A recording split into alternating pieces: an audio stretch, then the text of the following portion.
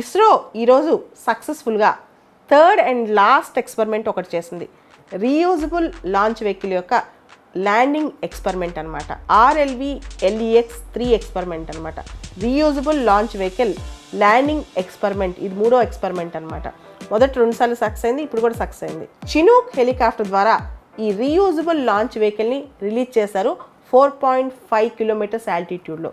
తిరిగి reusable launch vehicle అటానమస్గా స్వయంగా తనకు తానే వచ్చి మళ్ళీ ల్యాండ్ అయిందనమాట. ఇదే సక్సెస్. సో ఇప్పటికీ 3 సార్లు ఎక్స్పెరిమెంట్ చేశారు రీయూజబుల్ లాంచ్ వెహికల్ ఎక్స్పెరిమెంట్స్.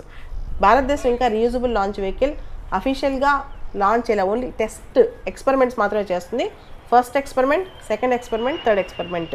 రీసెంట్గా సెకండ్ ఎక్స్పెరిమెంట్ కూడా అయిందనమాట. చినూక్ హెలికాప్టర్ ద్వారా 4.5 కిలోమీటర్స్ ఆల్టిట్యూడ్లో ఈ రీయూజబుల్ లాంచ్ వెహికల్ పుష్పక్ని రిలీజ్ చేశారు. స్టిల్ పుష్పక్ అటానమస్గా మళ్ళీ సేఫ్ ల్యాండింగ్ చేసింది. పుష్పక విమానం, రామాయణంలో కుబేరుడు వాహనాన్ని పుష్పక విమానం అంటుంటారు.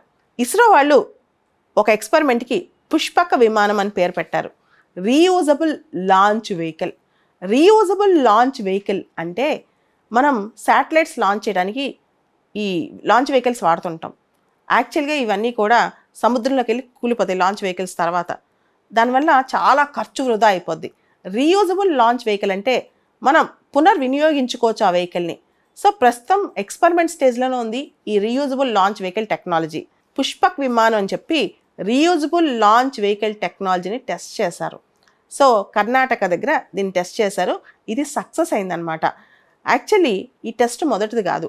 భారతదేశంలో 10 సంవత్సరాల క్రితం నుంచే RLV టెక్నాలజీ మీద రీసెర్చ్ జరుగుతుంది. అయితే 2016లో దీన్ని వర్చువల్ ల్యాండింగ్ టెస్ట్ చేసి సక్సెస్ అయ్యారు బే ఆఫ్ బెంగాల్ దగ్గర. ఆ తర్వాత 2023లో లాస్ట్ ఇయర్ కూడా దీన్ని టెస్ట్ చేసి సక్సెస్ అయ్యారు. పుష్పక్ విమాన్ అనేది ఒక స్పోర్ట్స్ యూటిలిటీ వెహికల్ సైజులో ఉన్న వింగ్డ్ రాకెట్ అనమాట. రెక్కలున్న రాకెట్. దీన్ని స్వదేశీ స్పేస్ సెటిల్ అని కూడా అంటారు. సక్సెస్ఫుల్గా ఇది రన్వే మీద ల్యాండ్ అయింది కర్ణాటకలో. అంతరిక్షంలోకి ఉపగ్రహాలను ప్రయోగిస్తున్న వాహన నౌకలను మళ్ళీ పునర్వినియోగించే ప్రక్రియ ఇస్రో మొదలుపెట్టింది. అంతరిక్షంలోకి శాటిలైట్స్ ప్రయోగించిన తర్వాత వాటి లాంచ్ వెహికల్స్ అనేవి సముద్రంలో పడిపోతాయి. అయితే ఈ వాహక నౌకలను మళ్ళీ పునర్వినియోగించే ప్రక్రియలో ఇస్రో ఒక ముందడుగు వేసింది. ఇస్రో తయారు చేసిన reusable launch vehicle autonomous landing ప్రయోగాన్ని విజయవంతంగా చేపట్టింది. దీంతో దేశ సాంకేతిక సామర్థ్యాలను విస్తృతం చేసుకోవడంతో పాటు అంతరిక్ష యాత్రల ఖర్చు కూడా తగ్గించుకోవచ్చు. ఎందుకంటే మనం ఈ లాంచ్ వెహికల్స్ ఖర్చు అనేది రీయూజబుల్ చేస్తూ ఉంటే కనుక ఖర్చు తగ్గిపోతుందన్నమాట. ఈ రీయూజబుల్ లాంచ్ వెహికల్ అనేది రెక్కలతో తయారు చేశారు. ఇది వింగ్డ్ రాకెట్ అనమాట. దీనికి పుష్పక్ అని పేరు పెట్టారు. గత సంవత్సరం అంటే 2023లో RLV-XL-1 ప్రయోగాన్ని చేసింది. అంటే రీయూజబుల్ లాంచ్ వెహికల్ ప్రయోగాన్ని ఆల్రెడీ లాస్ట్ ఇయర్ ఇస్రో వాళ్ళు చేశారనమాట. సో ఇది నెక్స్ట్ ప్రయోగం, ఇంకొంచెం అడ్వాన్స్డ్ ప్రయోగం అని చెప్పొచ్చు. అయితే మొత్తం ఈ RLV టెక్నాలజీ ఆపరేషన్లోకి రావాలంటే కనీసం 10-15 సంవత్సరాలు టైం పడుతుంది.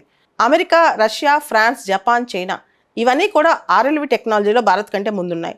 ముఖ్యంగా అమెరికా యొక్క స్పేస్ షటిల్ 135 సార్లు ప్రయాణం చేసింది. రష్యా ఒక సింగిల్ స్పేస్ షటిల్ ఉంది రష్యాకి, ఇలాంటిదే బూరాన్ అని చెప్పి. తర్వాత ఫ్రాన్స్, జపాన్, చైనా కూడా వీటిపైన చాలా ఎక్స్పెరిమెంట్సే చేశాయి. సో RLV టెక్నాలజీ అనేది ఇప్పుడు ఇండియా ముందుకెళ్తుంది. ఇంతకుముందు మొదట్లోనే వీళ్ళందరూ ఆపరేషనల్ ఫ్లైట్స్ కూడా చేశారు. ముఖ్యంగా అమెరికా, రష్యా అయితే చాలా ఆపరేషనల్ ఫ్లైట్స్ కూడా చేసింది. ఆపరేషనల్ ఫ్లైట్స్ అంటే ఆల్రెడీ వీళ్ళు రీయూజబుల్ లాంచ్ వెహికల్స్ వాడేశారు కూడా. రియల్గా వాళ్ళు యాక్చువల్లీ ఆపరేషనల్ ఫ్లైట్స్ కూడా లాంచ్ చేసేసారు. నాసా వాళ్ళ సపోర్ట్తో ఇలాన్ మస్క్ యొక్క స్పేస్ ఎక్స్ కూడా రీయూజబుల్ రాకెట్ ఇంజిన్స్ను తయారు చేస్తోంది. అదేవిధంగా blue origins company, Jeff Bezos మనకు తెలుసు, వాళ్ళు ఇలాంటిది ఒక చిన్న రాకెట్ న్యూ షెపర్డ్ అని సక్సెస్ఫుల్గా ల్యాండింగ్ చేశారు టెక్సస్లో. అంటే ప్రైవేట్ కంపెనీస్ కూడా రీయూజబుల్ లాంచ్ వెహికల్ టెక్నాలజీ మీద దృష్టి పెట్టాయి. రీయూజబుల్ లాంచ్ వెహికల్లో అతి క్లిష్టమైన టెక్నాలజీ ఏంటంటే ఆ మొత్తం ఆ లాంచ్ వెహికల్ అనేది ఎక్స్టీరియర్స్ అన్నీ ఎటువంటి మెటీరియల్తో వాడతారు. ఎందుకంటే ఎప్పుడైతే తిరిగి అవి భూమి యొక్క వాతావరణంలోకి ప్రవేశించాయో దాన్ని తట్టుకునే మెటీరియల్స్ వాడాలన్నమాట. సడన్గా ప్రవేశించినప్పుడు వాటిని విత్స్టాండ్ అయ్యే మెటీరియల్స్ వాడాలి, లేకపోతే వెహికల్ మొత్తం కొలాప్స్ అయిపోతుంది. కాబట్టి ఈ రీయూజబుల్ లాంచ్ వెహికల్ టెక్నాలజీలో క్రూషియల్ పార్ట్ ఏంటంటే ఏదైతే మెటీరియల్ రాకెట్ తయారు చేస్తారో అది ఏ వాతావరణానికి ఎంత ఎక్స్ట్రీమ్ టెంపరేచర్స్ తట్టుకునే మెటీరియల్తో చేయాలన్నమాట. ఇదే విక్రమ్ సారాభాయ్ స్పేస్ సెంటర్ తీసుకున్న బాధ్యత.